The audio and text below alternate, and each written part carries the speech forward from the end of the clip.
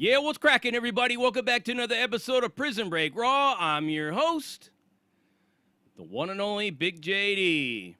Gonna take a little detour off the path of current events right now to bring you a little bit of history.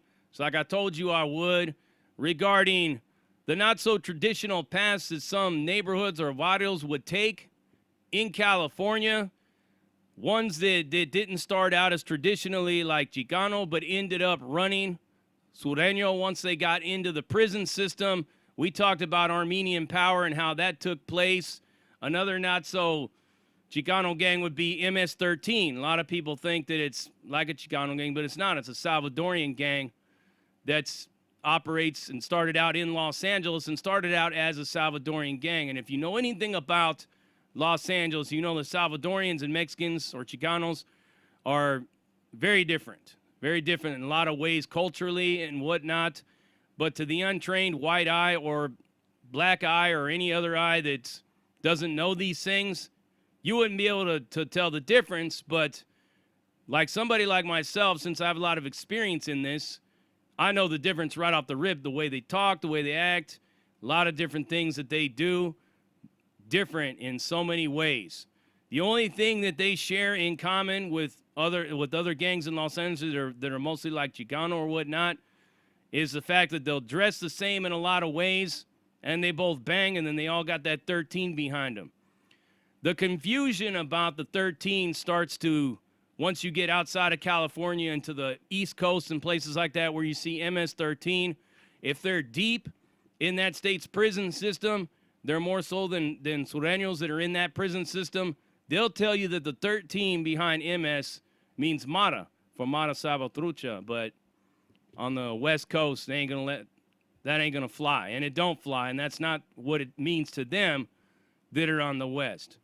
But let me not get off the track, get off the topic, and bring to you a not so traditional path that another race of people have going into the prison system in two neighborhoods that I have a lot of experience with, Satanas and Sarzana. Traditionally, Filipino gangs that started in the 70s and 80s up around the area of Long Beach, Cerritos, but they've got cliques all the way out to Northeast LA, to the Valley, anywhere where you got a high concentration of Pinoys or Filipinos, you'll see some Satanas hoods. You got other hoods that are out there like Jeff Rocks and Trompas Juras and other neighborhoods like that, but Satanas has been very well known, like in the harbor area in the southeast Los Angeles area for a long time. A lot of people have mixed feelings how they feel about them. They weren't the original kid that was on the block. Actually, up around Long Beach, I think the oldest Filipino gang that was established was Pinoy Real. And I got a chance to meet one of them many, many years ago, but I haven't seen them, and from what I understand, there ain't even none of them around anymore. Rumor has it that one of these Pinoy Reals had started Satanas. If that's true or not, I don't know. I would have to ask somebody from Satanas, and I've been unable to contact any of the people that I knew way back in the 90s, because all this information I'm giving you is from back in those days. So Satanas, what does it mean? The Spanish word for Satan's or Satan. And usually Satanas, even though they have been blessed with the 13, which means that they function in the CDC with Sureños, I don't ever remember ever seeing them putting a 13 behind STS. I've always seen STS 666. But from what I understand, they got that.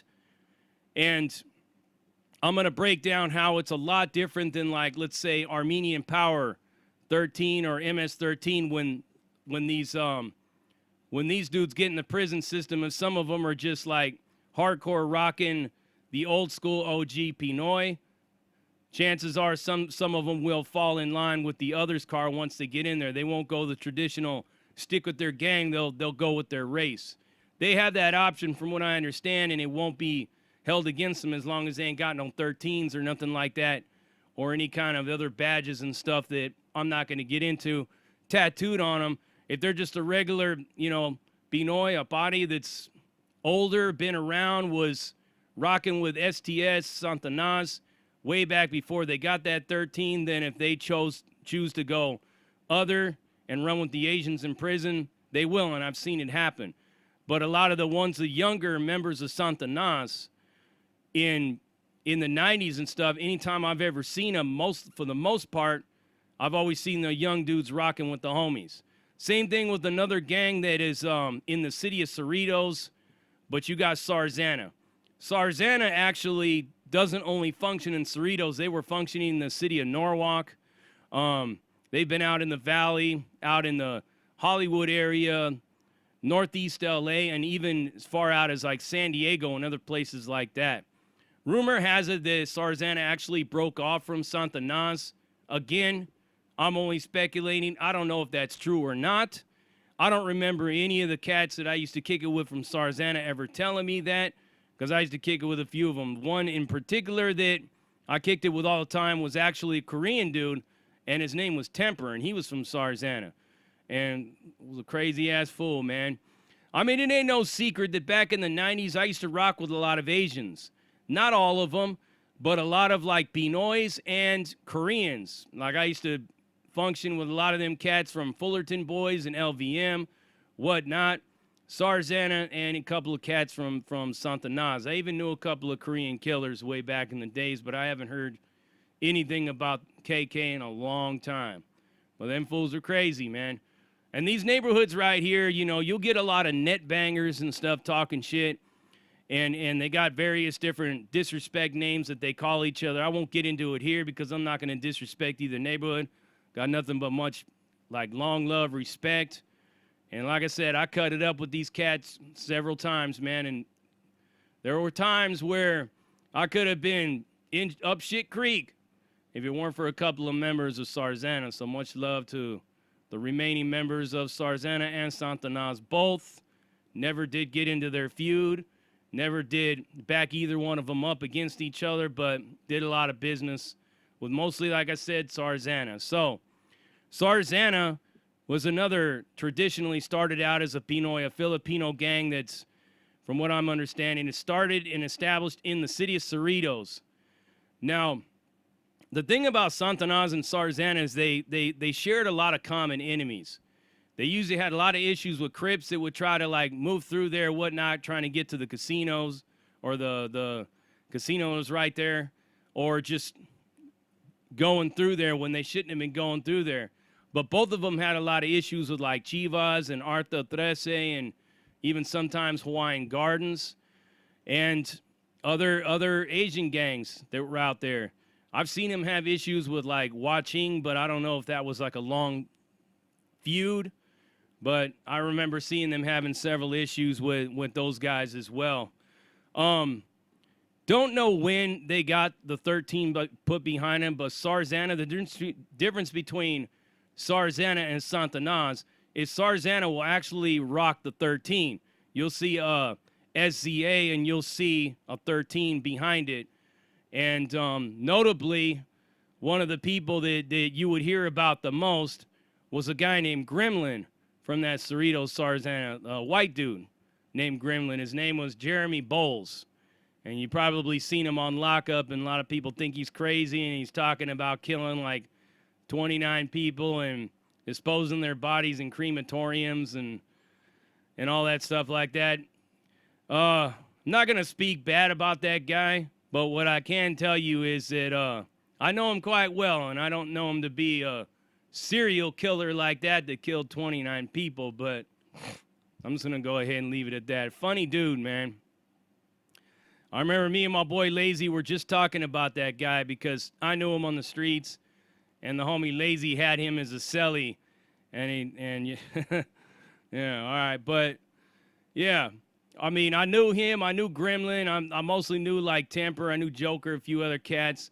There was another neighborhood that was functioning in the city of Cerritos called Temple Street. I don't even remember actually having any real dealings with them, although I did sell them a lot of dope. And there were a lot of those dudes were Filipino and Korean as well. But they also had a white dude that ran with them.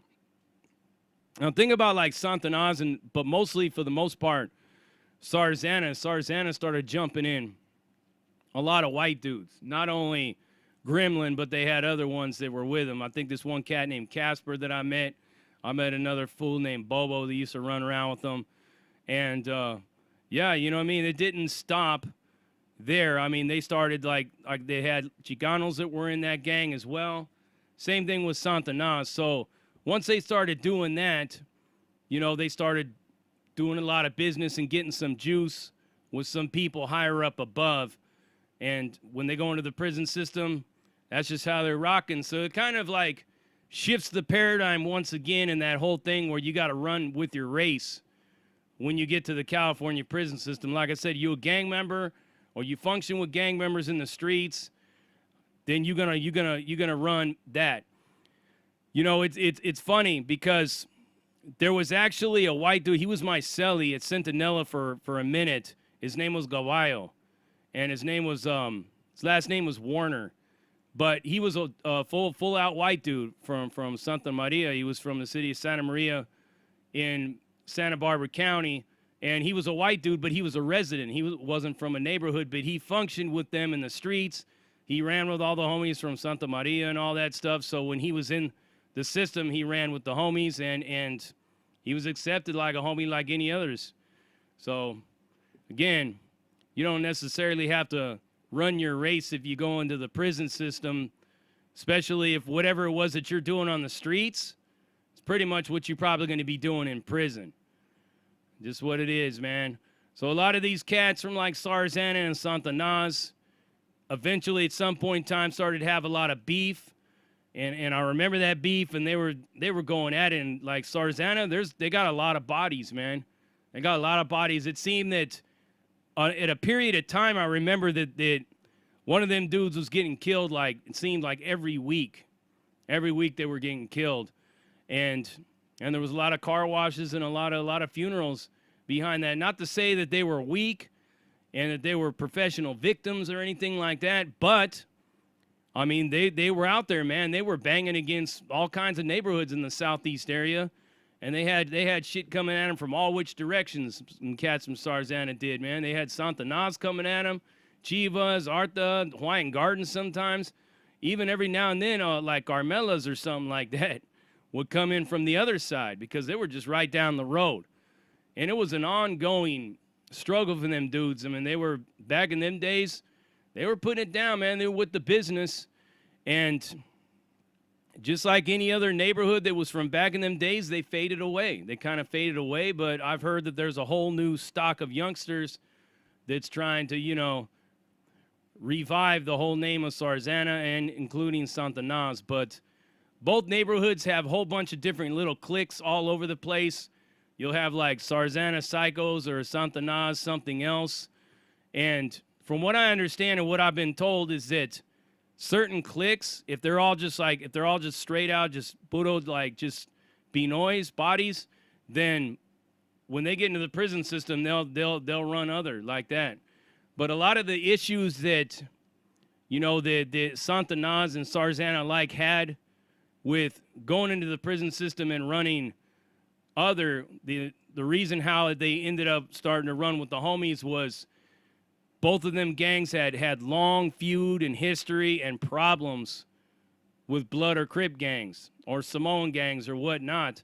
So they couldn't really see themselves going into the system and running or backing up the people that had killed people from their neighborhood, man. And even one case raped a young girl, somebody that was from the Insanes out there in Long Beach had raped like a 12-year-old girl who was somehow related to a couple of cats that were in Satanas. So they couldn't really see themselves functioning on that side of the day room. So they ended up functioning with the homies, and they put in their share of work just like anybody else when they was up in there.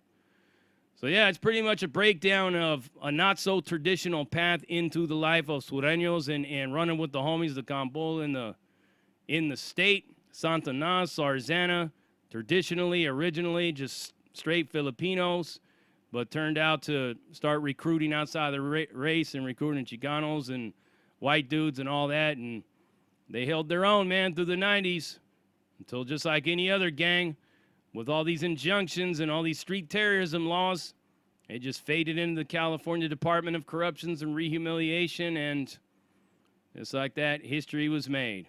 But you heard it right here, and you already know what it is. Prison Break Raw, uncut, uncensored, no holds barred, not sugarcoat, not politically correct, all up in your face, slapping you with that dick of reality. And I'm out.